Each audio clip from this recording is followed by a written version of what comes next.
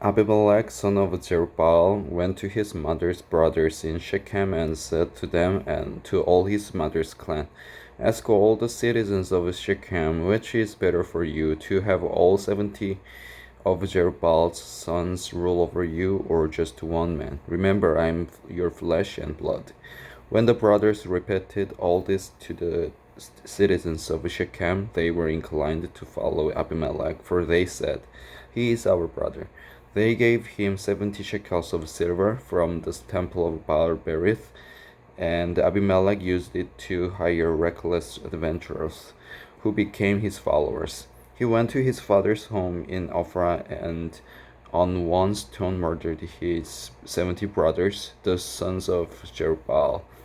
But Jotham, the youngest son of Jerubbaal, escaped by hiding. Then all the citizens of Shechem and Beth Millo gathered beside the great tree and the pillar in Shechem to crown Abimelech king.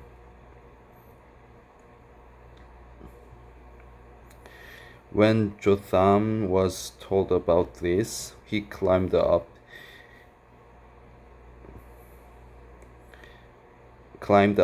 on the top of Mount Gerizim and shouted to them, Listen to me, citizens of Shechem, so that God may listen to you. One day trees went out to anoint a king for themselves. They said to the olive tree, Be our king.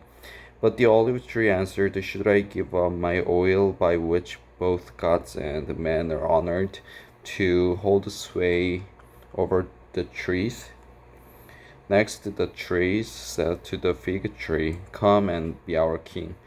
But the fig tree replied, Should I give up my fruit, so good and sweet, to hold sway over the trees? Then the trees said to the vine, Come and be our king. But the vine answered, Should I give up my wine, which cheers both gods and men, to hold sway over the trees?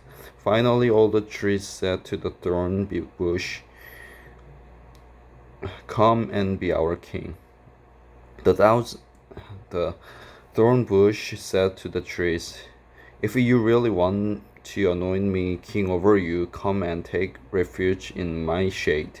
But if not, then let fire come out of the thorn bush and consume the cedars of the Lebanon. Now, if you have acted honorably and in good faith when you made Abimelech king, and if you have been fair to Jerubbaal and his family, and if you have treated him as he deserves, and to think that my father fought for you, risked his life to rescue you from the hand of Midian, but today you have revolted against my father's family, murdered his 70 sons on a single stone, and made Abimelech, the son of his slave girl, king over the citizens of Shechem, because he is your brother. If then you have acted honorably and in good faith toward Jerubbaal and his family today, may Abimelech be your joy, and may you be his too. But if you have not, let fire come out from Abimelech and consume you, citizens of Shechem and Beth Millo, and let fire come out from you, citizens of Shechem and Beth Millo, and consume Abimelech.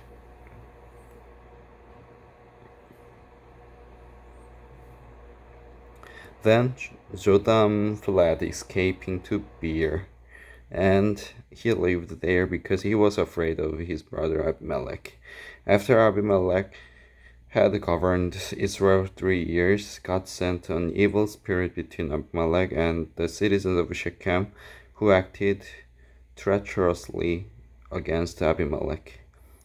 God did this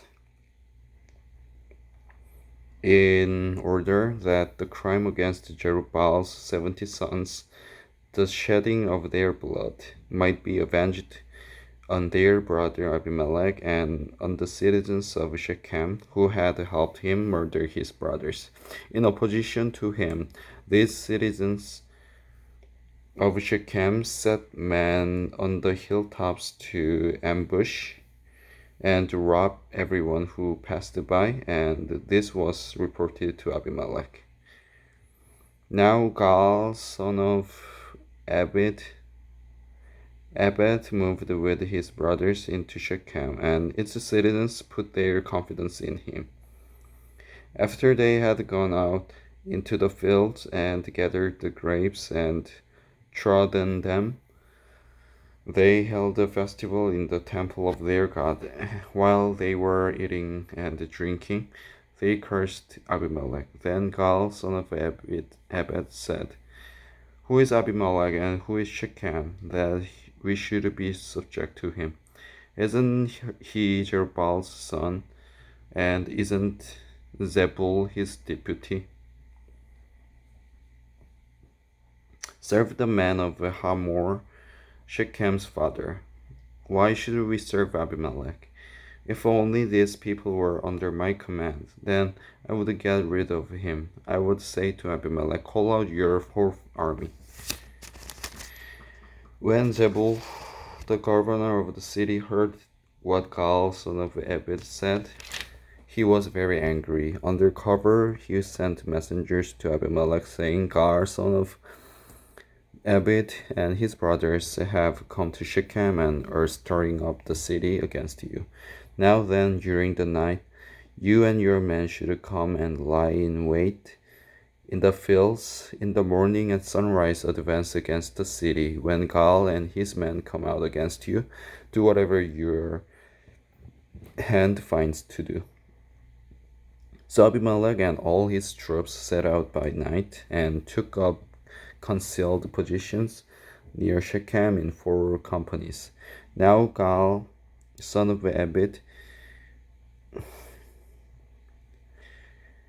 had gone out and was standing at the entrance to the city gate just as Abimelech and his soldiers came out from their hiding place. When Gaal saw them, he said to Zebul, "Look, people are coming down from the tops of the mountains." Zebul replied, "Your mistake, the shadows of the mountains for men." But Gaal spoke up again. "Look, people are coming down from the center of the land, and a company is coming from the direction of the soothsayer's tree."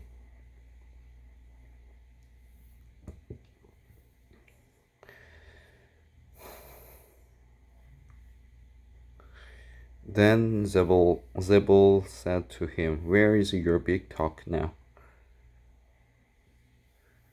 You who said, 'Who is Abimelech that we should be subject to him?' Are these the men you ridiculed? Go out and fight them." So Gaal led out the citizens of Shechem and fought Abimelech. Abimelech chased him, and many fell wounded in the flight, all the way to the entrance to the gate. Abimelech stayed in Arumah, and Zebul drove Gaal and his brothers out of Shechem. The next day, the people of Shechem went out to the fields, and this was reported to Abimelech. So he took his men, divided them into 3 companies, and set an ambush in the fields. When he saw the people coming out of the city, he rose to attack them. Abimelech and the companies with him rushed forward to a position at the entrance to the gate. Then 2 companies rushed upon those in the fields and struck them down.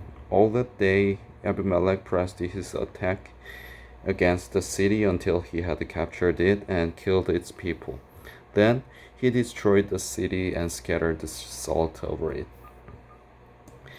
On hearing this, the citizens in the tower of Shechem went into the stronghold of the temple of El-berith. When Abimelech heard that they had assembled there, he and all his men went up Mount Zalmon. He took an axe and cut off some branches, which he lifted to his shoulders. He ordered the men with him, "Quick, do what you have seen me do." So all the men cut branches and followed Abimelech. They piled them against the stronghold and set it on fire over the people inside. So all the people in the tower of Shechem, about 1,000 men and women, also died. Next, Abimelech went to the Bet and besieged it and captured it. Inside the city, however, was a strong tower to which all the men and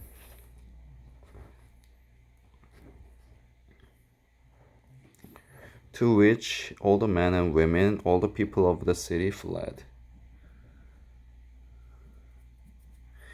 They locked themselves in and climbed up on the tower roof.